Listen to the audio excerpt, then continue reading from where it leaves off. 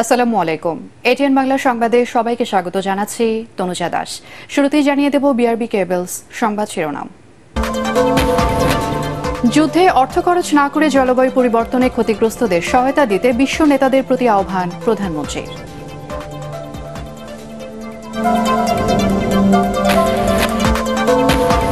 দুদিনের সফরে ঢাকায় কাতারের আমির। বিমানবন্দরে গার্ড অফ অনার এবং লাল গালিচা অভ্যর্থনা, সই হতে পারে ৬টি চুক্তি ও ৫টি সমঝোতা স্মারক।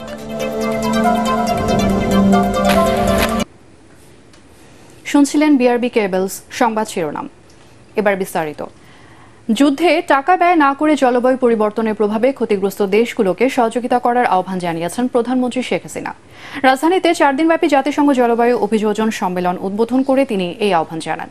আগামী ২৭ বছরের জন্য সরকার যে জাতীয় অভিযোজন পরিকল্পনা গ্রহণ করেছে তা বাস্তবায়নে ধনী দেশগুলোকে এগিয়ে আসার আহ্বান জানান প্রধানমন্ত্রী। আরও জানাচ্ছেন আপিল মাহমুদ। প্রচণ্ড তাপদাহে বিপর্যস্ত জনজীবন, জলবায়ু পরিবর্তনের প্রভাবে ঘন ঘন বন্যা, ঝড়সহ প্রাকৃতিক দুর্যোগের শিকার গোটা বিশ্ব। জলবায়ু পরিবর্তনের এই অভিঘাত মোকাবেলায় শুরু হয়েছে ৪ দিনব্যাপী জাতিসংঘ জলবায়ু অভিযোজন সম্মেলন national adaptation plan nap expo.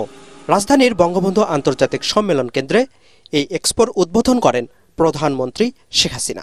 শুভ উদ্বোধন ঘোষণা করছি। প্রধানমন্ত্রী বলেন, বাংলাদেশের দুর্যোগ ঝুঁকি হ্রাস ও জলবায়ু পরিবর্তন অভিযোজনে কার্যকর পদক্ষেপ নেয় সাম্প্রতিক সময়ে দুর্যোগে ক্ষয়ক্ষতি কম হয়েছে। আগামীতে জলবায়ু পরিবর্তনের ঝুঁকি মোকাবেলায় সরকারের পরিকল্পনাও তুলে ধরেন তিনি। আগামী ২৭ বছর ন্যাপে গৃহীত কর্মপরিকল্পনা সমূহ বাস্তবায়নের জন্য আমাদের প্রায় ২৩০ মিলিয়ন মার্কিন ডলারের প্রয়োজন। এজন্য সুনির্দিষ্ট তহবিল ও অতিরিক্ত আর্থিক সংস্থানের ব্যবস্থা গ্রহণে আমি ধনী দেশ ও আন্তর্জাতিক সম্প্রদায়ের প্রতি আহ্বান জানাচ্ছি। আসুন সকলকে সঙ্গে নিয়ে আরও নিবিড়ভাবে এই ধরিত্রী রক্ষায় আমরা কাজ করি। সেই সাথে একটি কথা না বলে পারছি না, এই যুদ্ধে অস্ত্র এবং অর্থ ব্যয় না করে সে টাকাগুলি এই জলবায়ু পরিবর্তনে যদি ব্যয় করা হতো তো বিশ্বটা রক্ষা পেত। আগামী প্রজন্মের জন্য নিরাপদ পৃথিবী করতে ৬ দফা দাবিও তুলে ধরেন সরকার প্রধান। COP26 এর সিদ্ধান্ত অনুযায়ী উন্নত দেশগুলোকে ২০২৫ সালের মধ্যে অভিযোজন অর্থায়ন ২০১৯ সালের তুলনায় দ্বিগুণ করার কথা। এটি বাস্তবায়নে আমি ধনী দেশগুলোর প্রতিও আহ্বান জানাই। পরে এক্সপোর বিভিন্ন স্টল ঘুরে দেখেন প্রধানমন্ত্রী। দেশে প্রথমবারের মতো আয়োজিত এই সম্মেলনে অংশ নিয়েছেন ১০৪টি দেশের জলবায়ু বিশেষজ্ঞ, এনজিও প্রতিনিধি সহ বাংলাদেশের বিভিন্ন মন্ত্রণালয়ের প্রতিনিধিরা। Appeal Mahmud, ATN Bangla, Dhaka. বাংলাদেশের সাথে বিদ্যমান কূটনৈতিক এবং বাণিজ্যিক সম্পর্ককে আরও এগিয়ে নিতে দুদিনের সফরে ঢাকায় এসেছেন কাতারের আমির Sheikh Tamim bin Hamad Al Thani. রাষ্ট্রপতি মোহাম্মদ শাহাবুদ্দিন এবং প্রধানমন্ত্রী শেখ হাসিনার আমন্ত্রণে আমিরের এই সফরে ৬টি চুক্তি এবং ৫টি সমঝোতা স্মারক সই হবার কথা। বিকেলে হযরত শাহজালাল আন্তর্জাতিক বিমানবন্দরে কাতারের আমিরকে স্বাগত জানান রাষ্ট্রপতি মোহাম্মদ শাহাবুদ্দিন। বিস্তারিত জানাচ্ছেন মনিউর রহমান। বিকাল ৫টায় কাতার এয়ারওয়েজের বিশেষ বিমানে ঢাকায় এসে পৌঁছান দেশটির আমির Sheikh Tamim bin Hamad Al Thani. বিমানবন্দরে তাকে লাল গালিচা অভ্যর্থনা জানান রাষ্ট্রপতি মোহাম্মদ শাহাবুদ্দিন। সশস্ত্র বাহিনীর পক্ষ থেকে আমিরকে দেওয়া হয় গার্ড অফ অনার। ২১ বার তোপধ্বনির মধ্য দিয়ে জানানো হয় আগমনী বার্তা।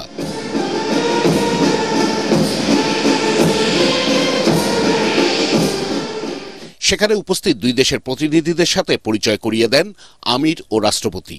সরকারের বর্তমান মেয়াদে মধ্যপ্রাচ্যের কোনো দেশ থেকে এটি প্রথম রাষ্ট্র ও সরকার প্রধানের বাংলাদেশ সফর। মঙ্গলবার প্রধানমন্ত্রী শেখ হাসিনা ও কাতারের আমিরের মধ্যে অনুষ্ঠিত হবে শীর্ষ বৈঠক। প্রধানমন্ত্রীর কার্যালয়ে অনুষ্ঠিতব্য বৈঠকে দ্বৈত কর পরিহার ও কর ফাঁকি, আইনগত সহযোগিতা, সাগরপথে পরিবহন, পারস্পরিক বিনিয়োগ উন্নয়ন ও সুরক্ষা এবং যৌথ ব্যবসা পরিষদ গঠনসহ ৬টি চুক্তি সই হবার কথা রয়েছে। এছাড়াও শ্রমশক্তি ও বন্দর পরিচালনা সহ আরও ৩টি খাতে সই হবে সমঝোতা স্মারক। ওই দিন দুপুরে বঙ্গভবনের রাষ্ট্রপতি মোহাম্মদ শাহাবুদ্দিনের সাথে সৌজন্য সাক্ষাৎ করবেন কাতারের আমির। 2 দিনের সফর শেষে মঙ্গলবার বিকেলে ঢাকা ছেড়ে যাবেন আমির Sheikh Tamim bin Hamad Al Thani. Qatar মধ্যপ্রাচ্যে বাংলাদেশের অন্যতম শ্রমবাজার, সেখানে কর্মরত প্রায় 4 লাখ বাংলাদেশি। এছাড়াও শক্তিশালী অর্থনীতি ও কূটনৈতিক তৎপরতা এবং মধ্যস্থতার কারণে কাতার মধ্যপ্রাচ্যে একটি প্রভাবশালী দেশ হিসেবে পরিচিত। মনির রহমান, এটিএন বাংলা, ঢাকা। 5 দিনের রাষ্ট্রীয় সফরে বুধবার থাইল্যান্ড যাচ্ছেন প্রধানমন্ত্রী শেখ হাসিনা। ঐতিহাসিক এই সফরে দুদেশের মধ্যে 5টি চুক্তি এবং সমঝোতা স্বাক্ষরিত হবে বলে জানিয়েছেন পররাষ্ট্রমন্ত্রী ডক্টর হাসান মাহমুদ। দুই প্রধানমন্ত্রীর মধ্যে আলোচনায় গুরুত্ব পাবে মুক্ত বাণিজ্য, সবুজ জ্বালানি, পর্যটন খাত এবং রোহিঙ্গা প্রত্যাবাসন ইস্যু। আরও জানাচ্ছেন ইমদাদুল্লাহ বাবু। থাইল্যান্ডের প্রধানমন্ত্রী শ্রেথা থাভিসিনের আমন্ত্রণে 5 দিনের রাষ্ট্রীয় সফরে ব্যাংকক যাচ্ছেন প্রধানমন্ত্রী শেখ হাসিনা। 1972 সালে দেশটির সাথে কূটনৈতিক সম্পর্ক স্থাপনের পর এই প্রথম বাংলাদেশের কোনো প্রধানমন্ত্রী সরকারি সফরে যাচ্ছেন ব্যাংককে। ঐতিহাসিক এই সফরে শেখ হাসিনার সাথে থাই প্রধানমন্ত্রীর বৈঠক হবে। এছাড়াও থাইল্যান্ডের রাজপ্রাসাদে সাক্ষাৎ হবে দেশটির রাজা ও রানীর সাথে। সংবাদ সম্মেলনে পররাষ্ট্রমন্ত্রী ডক্টর হাসান মাহমুদ জানিয়েছেন, 24 থেকে 29 এপ্রিল পর্যন্ত এই সফরে একটি চুক্তি, 3টি সমঝোতা স্মারক ও একটি ইচ্ছাপত্র স্বাক্ষরিত হবে। আমদানি রপ্তানি বৃদ্ধির জন্য মুক্ত বাণিজ্য চুক্তির পাশাপাশি অন্যান্য অভিন্ন স্বার্থ সংশ্লিষ্ট বিষয়, বিশেষত বিনিয়োগ, পর্যটন, জ্বালানি, স্থল এবং সমুদ্র সংযোগ, উন্নয়ন প্রভৃতি খাতে সহযোগিতা বর্ধিতকরণের বিষয়ে বিস্তারিত আলাপ আলোচনা হবে। মন্ত্রী আরও জানান, রাষ্ট্রীয় এই সফরে ব্যাংককে ইউএন এসক্যাপের 80তম অধিবেশনে ভাষণ দেবেন প্রধানমন্ত্রী। অধিবেশনের শুরুতে জাতিসংঘ এজেন্ডা 2030 ও ট্যাক্সের উন্নয়ন অভিষ্ট বিষয়ে মাননীয় প্রধানমন্ত্রী বিশেষ বক্তব্য প্রদান করবেন। একই দিন মাননীয় প্রধানমন্ত্রীর সাথে ইউএন এসক্যাপের নির্বাহী সচিব সৌজন্য সাক্ষাৎ করবেন। থাইল্যান্ডে এই সরকারি সফরটি ফলপ্রসূ হবে বলে আমরা প্রচণ্ডভাবে আশাবাদী। এদিকে 3 দিনের সফরে ঢাকায় আসা কিরগিস্তানের উপপররাষ্ট্রমন্ত্রী আভাজবেক আতাখানোভের সাথে বৈঠক করেন পররাষ্ট্রমন্ত্রী ডক্টর হাসান মাহমুদ। বৈঠকে স্থান পায় দুদেশের স্বার্থ সংশ্লিষ্ট নানা বিষয়। ইমদাদুল্লাহ বাবু, এটিএন বাংলা, ঢাকা। সন্তানের অভিভাবকত্ব নির্ধারণের ক্ষেত্রে মাকে কেন স্বীকৃতি দেওয়া হবে না তা জানতে চেয়ে রুল জারি করেছে হাইকোর্ট। রুলে 1890 সালের অভিভাবকত্ব আইনে সন্তানের অভিভাবক হিসেবে মাকে স্বীকৃতি দিয়ে কেন নীতিমালা করা হবে না রুলে তাও জানতে চাওয়া হয়েছে। বিচারপতি নাইমা হায়দার এবং বিচারপতি কাজী জিনাত হকের দ্বৈত বেঞ্চ এই রুল জারি করেন। আইন সচিব, নারী এবং শিশু মন্ত্রণালয়ের সচিব, আইন কমিশন সহ সংশ্লিষ্টদের 4 সপ্তাহের মধ্যে রুলের জবাব দিতে বলা হয়েছে। বাংলাদেশে নারীরা সন্তানদের হেফাজত পাচ্ছে। নারীরা এখন পর্যন্ত একটি ঘটনা ছাড়া কোনো নারীকে এখন পর্যন্ত অভিভাবকত্ব দেওয়া হচ্ছে না তার সন্তানের ক্ষেত্রে। হাইকোর্ট আজকে রুল জারি করেছেন যে অভিভাবকত্ব আইন 1890 সনের ঔপনিবেশিক আমলের অভিভাবকত্ব আইনের 19 ধারাকে কেন বৈষম্যমূলক ঘোষণা করা হবে না, সেই মর্মে তারা আজকে রুল জারি করেছেন। উপজেলা নির্বাচনে কঠোর অবস্থান নিয়েছে নির্বাচন কমিশন। সুষ্ঠু নির্বাচন অনুষ্ঠানে আচরণবিধি সঠিকভাবে মেনে চলতে প্রার্থীদের প্রতি আহ্বান জানিয়েছেন নির্বাচন কমিশনার মোহাম্মদ আলমগীর। নির্বাচন কমিশন ভবনে উপজেলা নির্বাচনে ঢাকা জেলার প্রার্থীদের সাথে মতবিনিময় শেষে তিনি এই কথা জানান।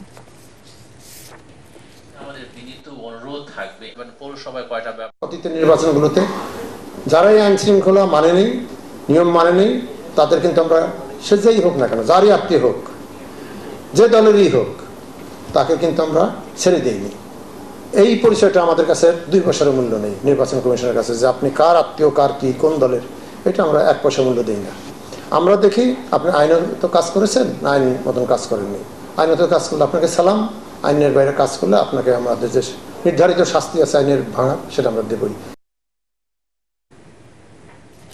আইন শৃঙ্খলা বাহিনীকে ব্যবহার করে মামলার নির্যাতনের মাধ্যমে সরকার বিএনপিকে ধ্বংসের পরিকল্পনা বাস্তবায়নের চেষ্টা করছে বলে অভিযোগ করেছেন বিএনপি চেয়ারপারসন উপদেষ্টা জয়নুল আবেদিন ফারুক। জাতীয় প্রেসক্লাবের সামনে মানববন্ধনে তিনি বলেন, নিরপেক্ষ সরকারের অধীনে নির্বাচনের দাবি না আদায় হওয়া পর্যন্ত রাজপথে আন্দোলন অব্যাহত থাকবে। আওয়ামী লীগ ভারতের সহায়তায় জনগণের ভোটাধিকার এবং গণতন্ত্রকে গলা টিপে হত্যা করেছে বলেই বাংলাদেশের মানুষ স্বতঃস্ফূর্তভাবে ভারতীয় পণ্য বর্জন করেছে বলে দাবি করেন তিনি। সরকার পাথরের মতো বাংলাদেশের মানুষের বুকের উপরে দাঁড়িয়ে আজকে যে কলঙ্ক অধ্যায় সৃষ্টি করছে, সেই সরকারের সহায়ক সরকার বলে আজকে আপনারা দাবিদার এই ভারতীয় সরকার। প্রতিবেশী দেশের উপর আস্থা রেখে আমার দেশের মানুষের মানবাধিকার হরণ করবেন, গণতন্ত্র হত্যা করবেন, আইন শৃঙ্খলা বাহিনীকে ব্যবহার করে বিএনপিকে নিশ্চিহ্ন করবেন, এটা হতে দেওয়া যাবে না। কোনো কারখানায় 15% শ্রমিকের সম্মতি থাকলে ট্রেড ইউনিয়ন করার বিধান রেখে শ্রম আইন সংশোধন করা হচ্ছে বলে জানিয়েছেন আইনমন্ত্রী। সচিবালয়ে সফররত মার্কিন ট্রেড প্রতিনিধি দলের সাথে বৈঠক শেষে এসব তথ্য জানান তিনি। মন্ত্রী বলেন, শ্রমিকদের অধিকার নিশ্চিত করতে কাজ করছে সরকার। বাংলাদেশের এইসব পদক্ষেপে সন্তুষ্টির কথা জানিয়েছেন মার্কিন প্রতিনিধি দল। আগামী বাজেট অধিবেশনে সংশোধিত শ্রম আইন পাশ হবে বলেও জানান তিনি। সকল কারখানার জন্য 20% শ্রমিক হলে তারা একটা ট্রেড ইউনিয়ন করতে পারে। আমরা সেটাকে প্রথম প্রস্তাব ছিল যে আমরা সেটাকে 15% কমিয়ে আনছি। 15% শ্রমিক থাকলেই একটা ট্রেড ইউনিয়ন করা যাবে।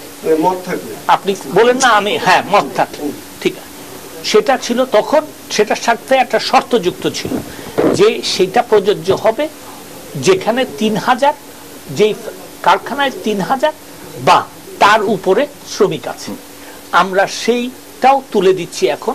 এই 15% কার্যকর হবে সকলের জন্য।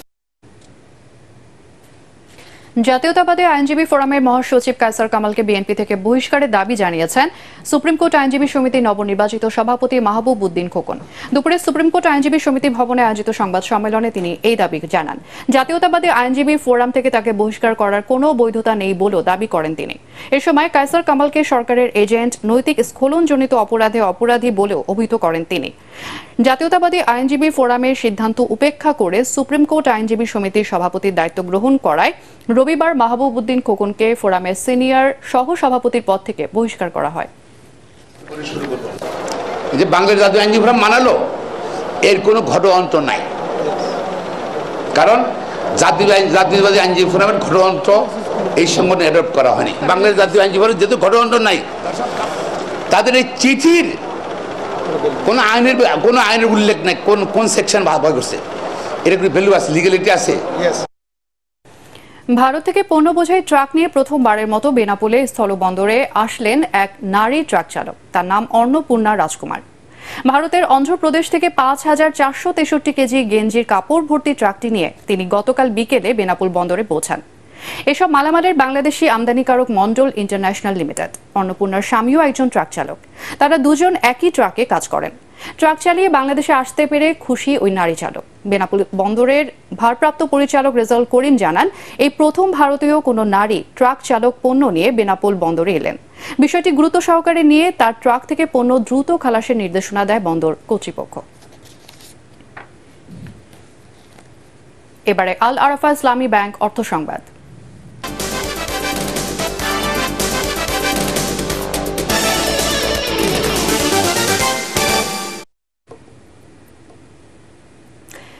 গরমের মধ্যে বিক্রি বেড়েছে দেশীয় ব্র্যান্ডের এসি। গ্রাহকের আস্থা অর্জন করায় ইলেকট্রনিক্স পণ্য বেচাকেনায় এগিয়ে রয়েছে ভিশন এম্পোরিয়াম।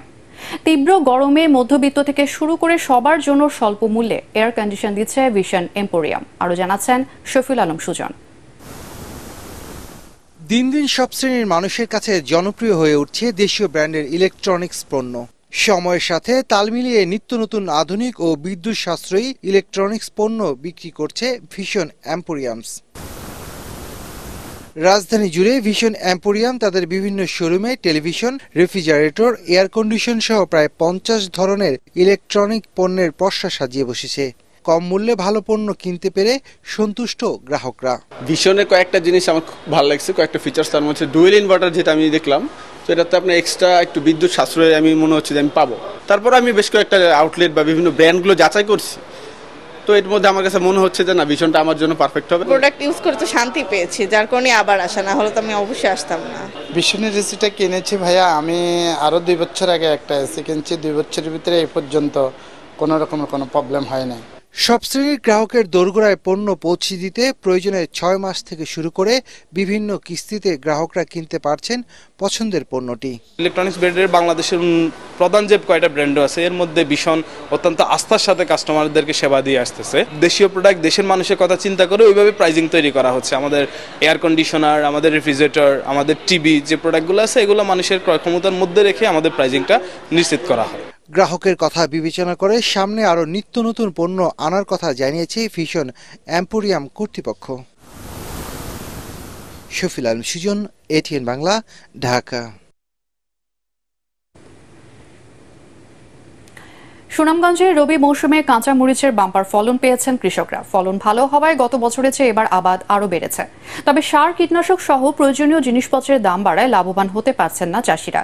সুনামগঞ্জ জেলায় গত বছর 1440 হেক্টর জমিতে মরিচের আবাদ হলেও এই বছর তা বেড়ে দাঁড়িয়েছে 1564 হেক্টরে। এর মধ্যে জামালগঞ্জ উপজেলায় সবচেয়ে বেশি জমিতে মরিচের আবাদ হয়েছে। তবে কৃষি সম্প্রসারণ অধিদপ্তর বলছে, মরিচ চাষ লাভজনক হওয়ায় আবাদের পরিমাণ দিন দিন বৃদ্ধি পাচ্ছে। আগামীতে উৎপাদন আরও বাড়বে।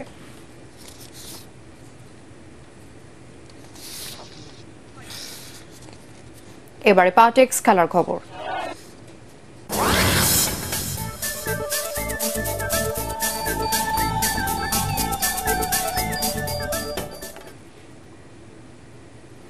ঢাকা প্রিমিয়ার ক্রিকেট ডিপিএল এর সুপার লিগের ম্যাচে জয় পেয়েছে শাইনপুকুর, মোহামেডান এবং আবাহনী লিমিটেড। মিরপুর শেরেবাংলা স্টেডিয়ামে প্রথমে ব্যাট করে 178 রানে অল আউট হয় প্রাইম ব্যাংক। দলের পক্ষে সর্বোচ্চ 68 রান করেন অধিনায়ক জাকির হোসেন। মুশফিকুর রহিমের ব্যাট থেকে আসে 44 রান। জবাবে লিটন দাসের অপরাজিত 56 এবং তৌহিদ হৃদয়ের 55 রানে ভর করে 5 উইকেটে 183 রান তুলে জয় পায় আবাহনী লিমিটেড। ডিপিএল এর অন্য ম্যাচে অঙ্কনের সেঞ্চুরিতে শেখ জামাল ধানমন্ডি ক্লাবকে 5 উইকেটে হারিয়েছে মোহামেডান এবং গাজী গ্রুপ ক্রিকেটার্সকে 13 রানে পরাজিত করেছে শাইনপুকুর ক্রিকেট ক্লাব।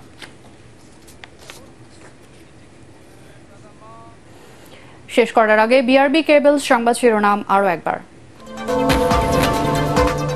যুদ্ধে অর্থ খরচ না করে জলবায়ু পরিবর্তনে ক্ষতিগ্রস্তদের সহায়তা দিতে বিশ্ব নেতাদের প্রতি আহ্বান প্রধানমন্ত্রীর।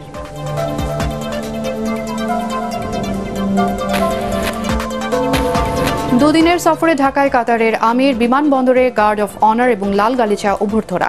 সই হতে পারে 6টি চুক্তি এবং 5টি সমঝোতা স্মারক। আর এই ছিল এখনকার সংবাদ। আমাদের এটিএন বাংলা সংবাদ ইউটিউবে দেখতে ব্রাউজ করুন youtube/ATN Bangla News। আমাদের সাথে থাকার জন্য ধন্যবাদ।